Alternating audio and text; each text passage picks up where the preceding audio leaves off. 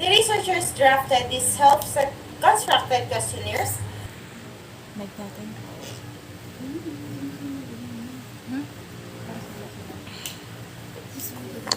Good morning po again. Dinada na po. Lagi na po tayo nag-start sa delivery. Thank you.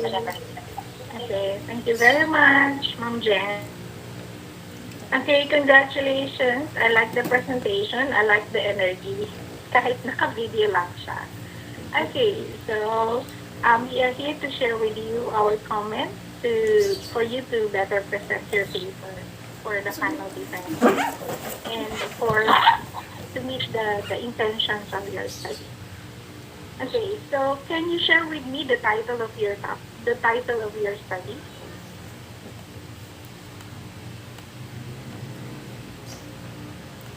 Go, dala.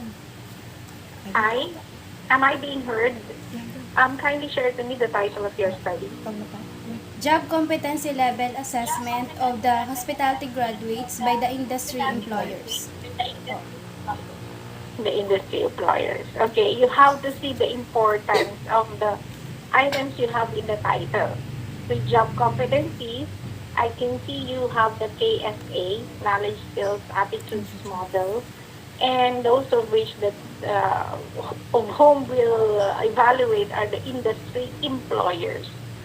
Okay, wala akong problema doon sa job competency assessment, level assessment. So, hindi siya self-assessment, kundi it's the external who will assess the job competency.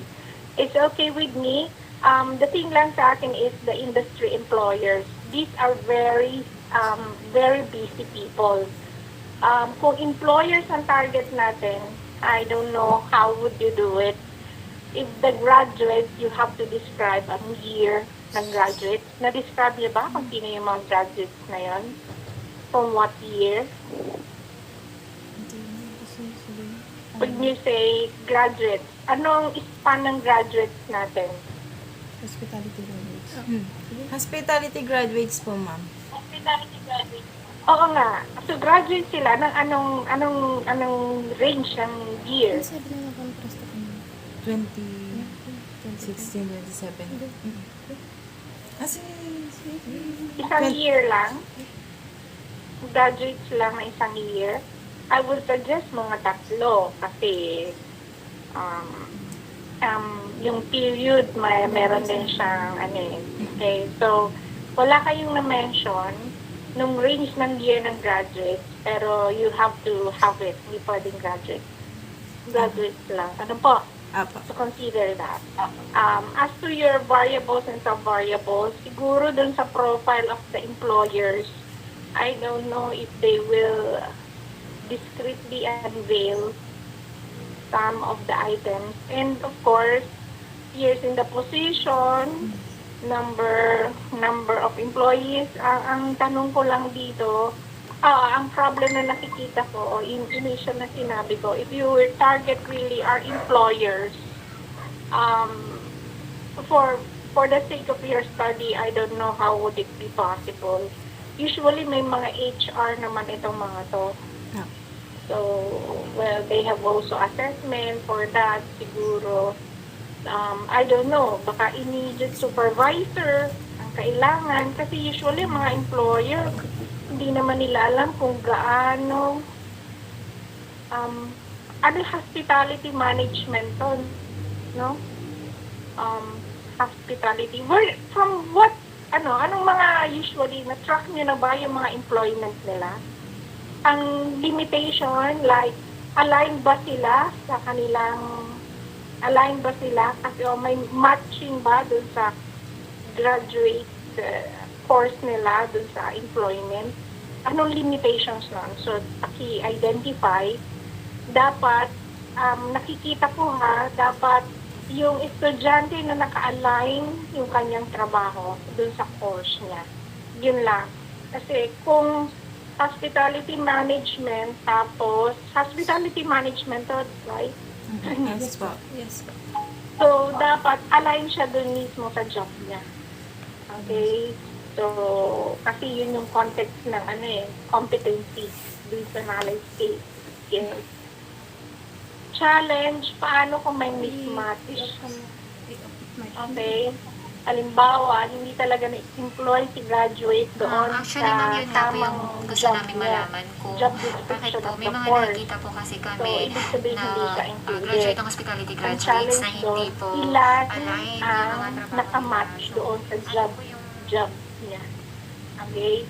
So, may data na ba kayo? Actually, ma'am, Baka may data lang kasi kayo ng graduate. Pero wala pa kayong data ng matching. Kasi dapat competency dun sa hotel, dun sa hospitality management. Okay? So consider that when you look for the graduate. So 2 items, check on the employer. Baka hindi niya kilala na yung pala employer I see specific kasi ganito, and I don't know the feasibility of that. Maybe immediate supervisor siguro ang mas tamang tao Yung mga to hospitality look into graduates the na job hindi po competency. Kasi usually may Sa mga kanilang trabaho, yun po ang gusto middle namin admin malaman kung dyan. bakit. So usually sila ang may kilala doon. Okay, not so much of the employer. Pwede yung research ko. And then for specific questions on research question number 4, SOP4, pakibili po ng degree of enhanced degree. So yun lang, what enhancement program? Kanino niya ibibigay itong enhancement program na to? Sa estudyante, sa company, okay? And how would you do that? Student. Paano kayo magsasuggest sa employer, sa immediate head nila? Na ito po yung pwede nilang gawin. Hindi kaya pwedeng sa institution na lang. And it would deal with the program. Okay? So, ano yung kulang dun sa knowledge? Anong kulang sa skills? The integration, the curriculum. Kasi yun ang tingin ng mga ng nasa sa external, which are from the industry. So, kasi ang hirap anak ng feasibility nito na enhancement program, ipapasa nyo to sa company. Okay? So, they have their own program for their employees, but to suggest for them, I don't know how feasible is that. Okay, so ang nakikita ko ay it's feasible to align it with the curriculum, knowledge, skills, attitude na nila-discover nyo, and enhancement will be incorporated in the curriculum. Okay, so much feasible than sa akin. And then looking into the respondents po, okay, I can see here we have 40. Nakalagay dito, total population, sabi nyo, employer. Total population, accommodation A, 25.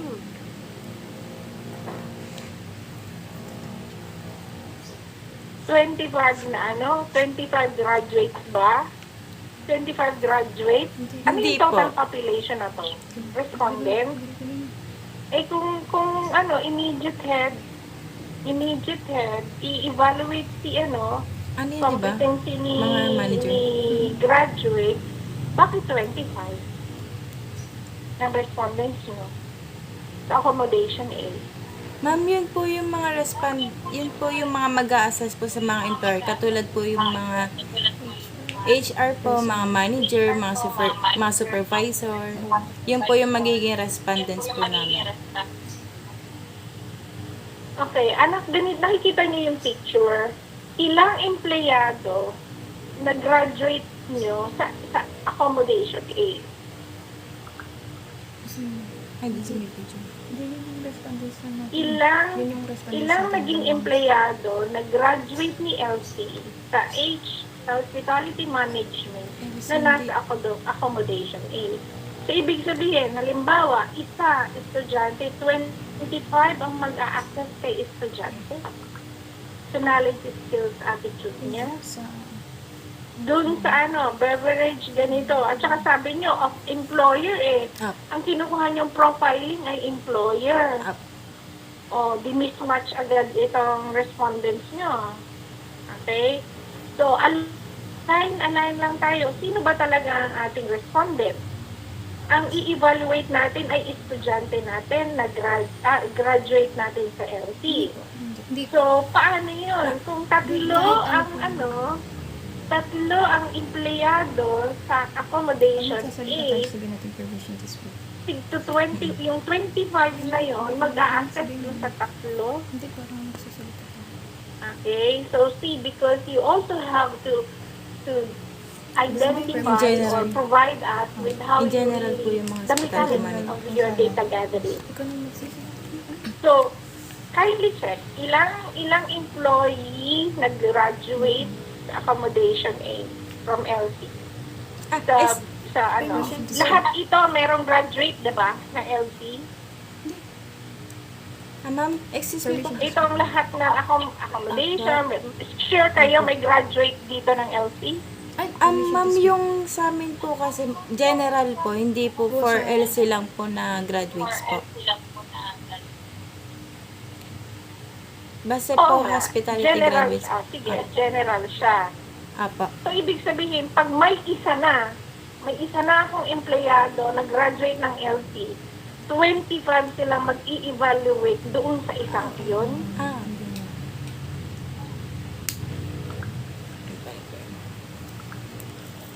Kasi dapat ang criteria nyo dito sa respondents ng accommodation A, may graduate kayo sa accommodation A, may graduate kayo sa food and beverage A, graduate ng ano, yan, okay. Kasi anak, knowledge, skills, attitudes. Paano kung may sablay ako na isa? Tatlong empleyado ko doon. Empleyado doon at may sablay na isa. How can we evaluate yung ano, baka Marami ang pala ano na lang, ay hindi kasi may isa. Dadami yun. Para Isang isa. sablay. Paano yung dalawa? Diba? Yun lang. Kasi Make it ano yun, para ako. systematic. Make it Para more ako, tas scientific 25 yung graduates. to give justice to your study. At sure kayo, sa lahat na naka-enumerate na ito, accommodation, food, attraction, lahat meron dito, graduate ng LC. In general. Hi. Lahat sure kayo may graduate ng LC dito? Sa lahat na naka-enumerate nyo na. Yes po, ma'am. Yes. Okay. So, sige. Ang fear ko lang, anak, kasi ito yun. Kung halimbawa, 5 sila at general ang aking assessment. Baka may isang sablay doon. It would carry all. Oh. Yung 4, dahil may isang sablay, yung mga taga-LC na yan, iisa lang naman siya. Diba? So, how would you do that? To give justice to May the sulit graduate. ka ngayon kasi nalalaman namin ka tayo. Okay? So, yun lang. And then clarify. Halimbawa, number of respondents. Dalawa-dalawa. Okay, yung isa 25. Yan ka. Okay, so just describe. Para at least, kuwari, kasi sabi nyo nga, employer, o magiging personnel na, or immediate head, diba? Kasi hindi pwedeng impression. Knowledge, skills, ito, attitude. So, it has to be really, Tapos, siguro perceived lang. Perceived knowledge, perceived skills, at perceived attitude. Kasi pag ginamit natin ng knowledge, skills, attitude, measuring talaga yung knowledge. Measuring yung skills. Okay? Siguro perceived lang ito. Okay? So, yun lang ha. Medyo dun ako naguguluhan and it has not been provided literally dun sa data gathering procedure. Okay? So, okay naman ang Likert scale, yung range, hindi pa kompleto. And then, yun, clarify kung employer ba, which I find it not feasible. And change it with the necessary items that you need to address to carry this study scientifically. Thank you. Yes, ma'am. Thank you po. Thank you po. Good morning. Good morning, Good morning po. po. Researchers. Okay. So, as to your title, what I'm actually seeing here, dalawa yung title na nandito. So, yung isa is job competency level of tourism and hospitality students as expected by the industry employers. Tapos yung isa, assessment of the job competency level of hospitality graduates by the industry employer. So, siguro na-revise. I think the second one is the more recent Yes or po. the Yes first po, one. ma'am. Sorry po. Second one ba? Oh, since we have mentioned already about hospitality graduates, it's understood that the industry is hospitality. So I don't think there's a need to mention industry pa, diba? It should be employers or immediate supervisors. I don't know, as suggested by one of the panels as well. So again, please consider revising the title based on the direction of research. Uh, in doing research, ang title natin, laging working title pa naman yan. So lahat ng pwede natin i-revise based on the direction of paper, then it has to be reflected on the title sa latter part na rin siguro. But make sure lang, everything lang is congruent as to your SOP, your IPO, your questionnaire, as well as your methodology or your chapter 3, your instrument. And then, um, I also have noticed, no, medyo mahaba rin yung ating introduction. So make sure this is just brief, just to give the reader um, a gist of what we want to study. So make this brief. Siguro nga 1 to 2 pages will do since tayo ay double space naman. And the rest of the literature or the citation, you may want to put it in your chapter 2 instead. Okay, so make sure also you include international, regional, and local perspective of your study. For your for the background of the study, hold on. Also, guys, please improve the face value of your paper. I know this is just the proposal, but make sure come your final research. Siguro naman isa subject to turn it in to grammarian and all. So just make sure the face value is okay. Malinis siya. Okay? With your background of the study, please include also the reason, your reason for choosing the topic, uh, and then what is its implication or importance to you as a student. Okay. Tapos you also made mention here that you are aiming to determine LC's tourism and hospitality students' job competency level as expected by the industry employer. Okay. Ano nyo na lang ito, i-defend nyo bakit kailangan nyo malaman. And then for your SOP, I have highlighted here the demographic profile of the respondents in terms of if, what do you mean by 1.3 program enrolled? Kasi 'di ba ang ating respondents are if we will be considering the suggestion will be immediate supervisors or you say employers during your title. So when you say programs enrolled, what are you referring to this? Ano yung ibig sabihin nito? Nandito ba ito sa inyong questionnaire? Wait, ha? So you have your age, like civil status, parang wala naman dito yon. Yung 1.3. You have your civil status instead of program enrolled. So, tingnan nyo na lang kung these are really necessary. Tapos make sure then whatever it is in your statement of the problem, yun din po yung ating nasa questionnaire. Kasi wala ito sa questionnaire. I don't think, I'm not sure if this is really relevant to us. Kasi parang you're asking, I don't know, the program, or the course of the respondent. Kung ano yung gusto niya sabihin dito. So, i-revise nyo na lang if there's any. Profile of the employer, sector, in the industry. Hindi na natin na-delete. What are these sectors you are referring to? This is not part of your questionnaire. So, pakilinaw lang po kung kailangan ba talaga ito kasi ito ay nasa inyong SOP. Okay? Again, technically, whatever it is in your SOP should be found in your questionnaire because the questionnaire will actually be the instrument you will be using to answer all your questions in your SOP.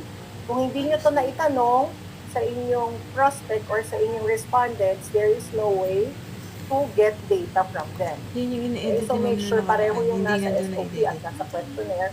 As I find it that wala po yung ating number 2, profile of the employer, and check whether this is also relevant. Okay, kasi nandito yung inyong sector, nandito ang job position, years of experience. Kita rin naman ni Ma'am ata eh. Okay. Tapos, Hindi natin your na-delete. number 3, level of job competency. As suggested also, you might want to consider perceived level of job competency instead. When we speak of knowledge, skills, and attitude. Kasi nga, these are very big topics or big information that needs teachers Ikaw na magsabi. evaluation. So, kung perceive lang, hindi sa ganun kataas yung level. Perceive lang, perception lang ng mga supervisor or ng employer.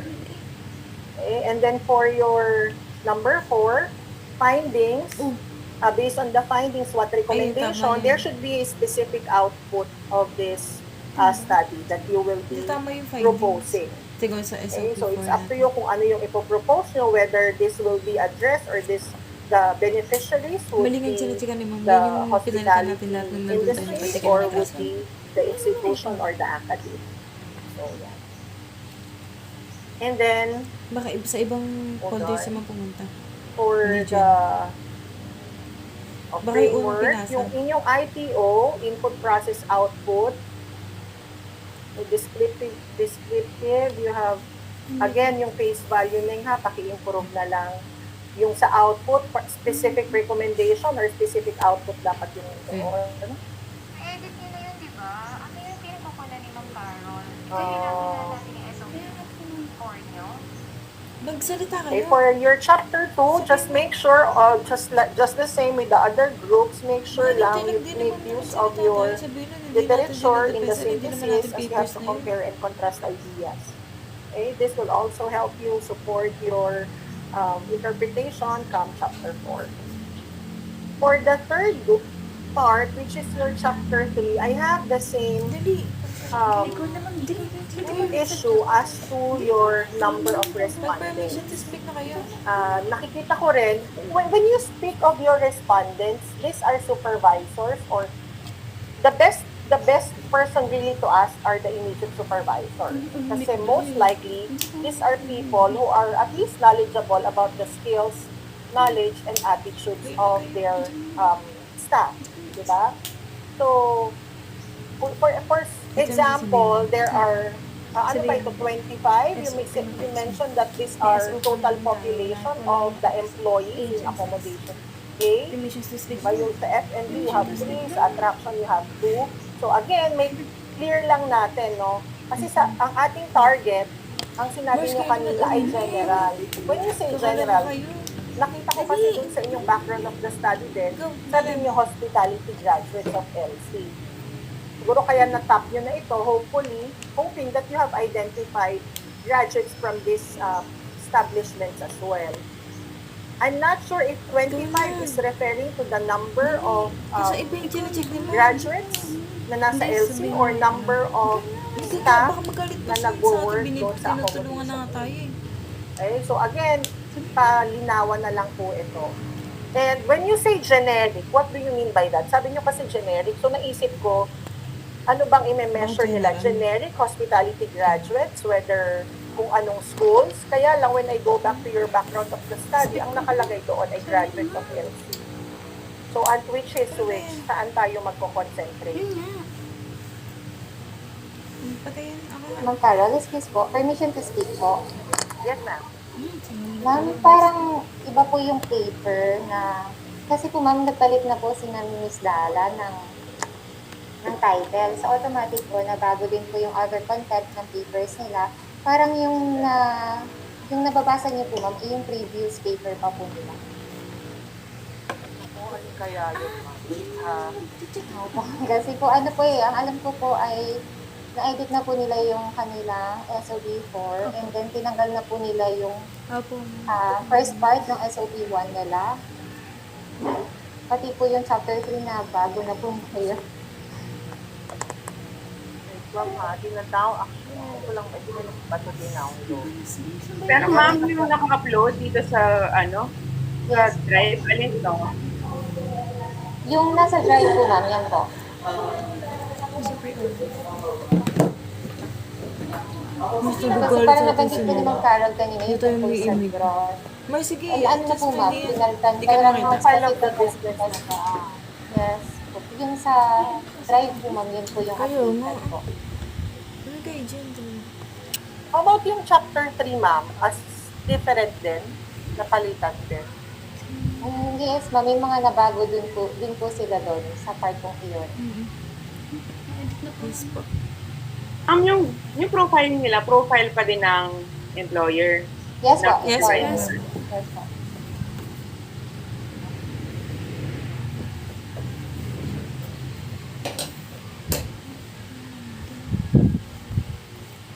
Program ko.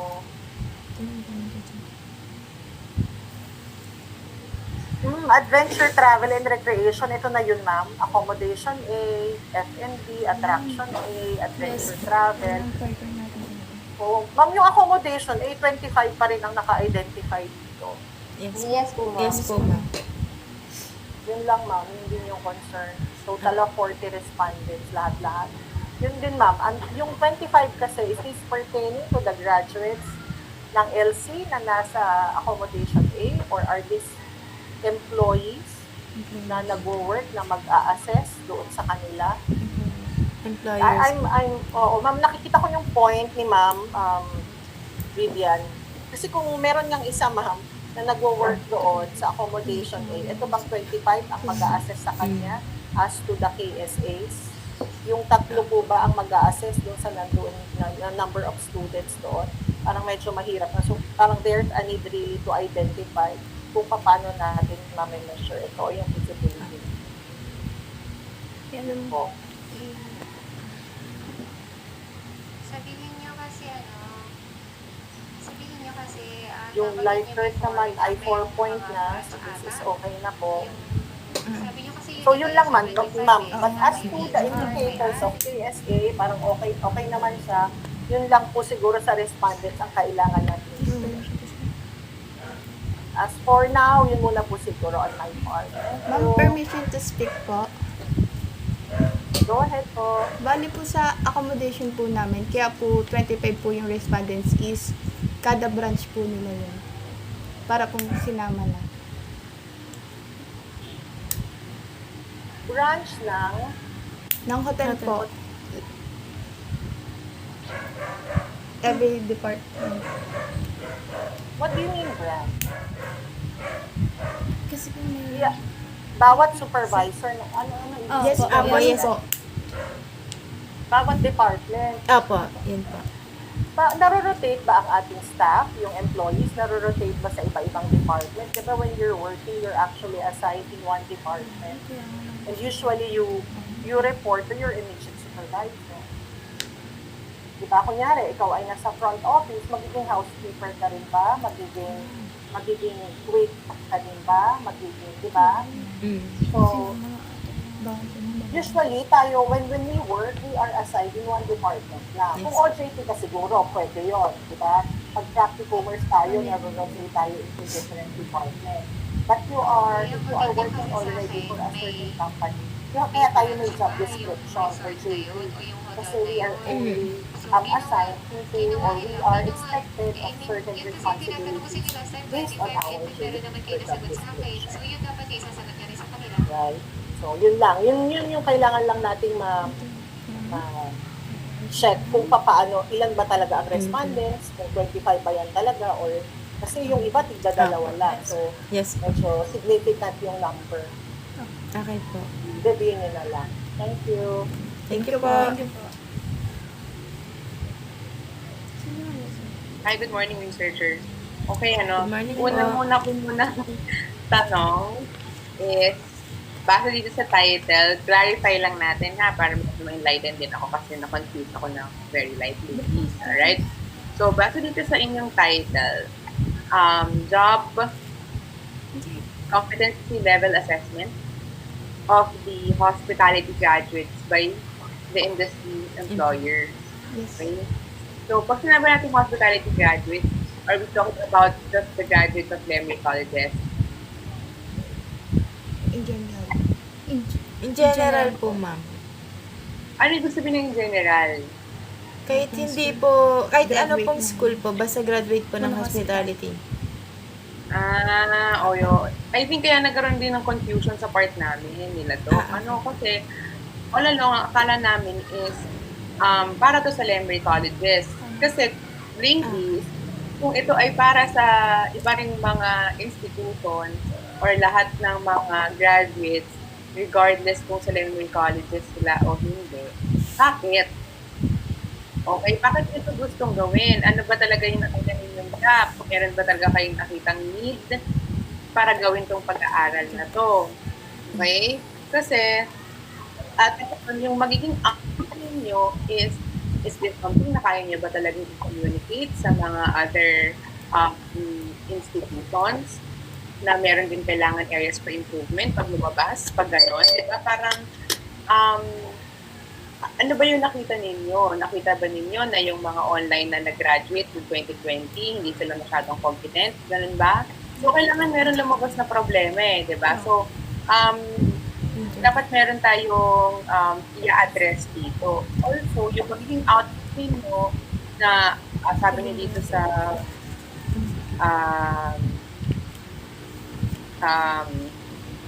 SOP4 ninyo is enhancement program siya. Itong enhancement program na to, sino Sino mag-i-implement ng enhancement program?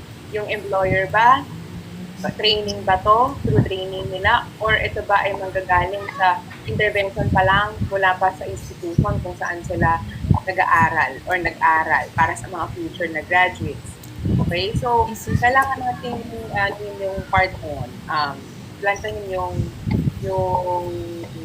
part na yun. Also, pag sinabi natin employer, sino ba to? HR lang ba? Manager lang ba? Rama yung tinanong nito, okay, immediate superior lang ba? Kasi, siyempre, meron mga iba't ibang qualifications para sa iba't ibang positions na kinakailangan, di ba?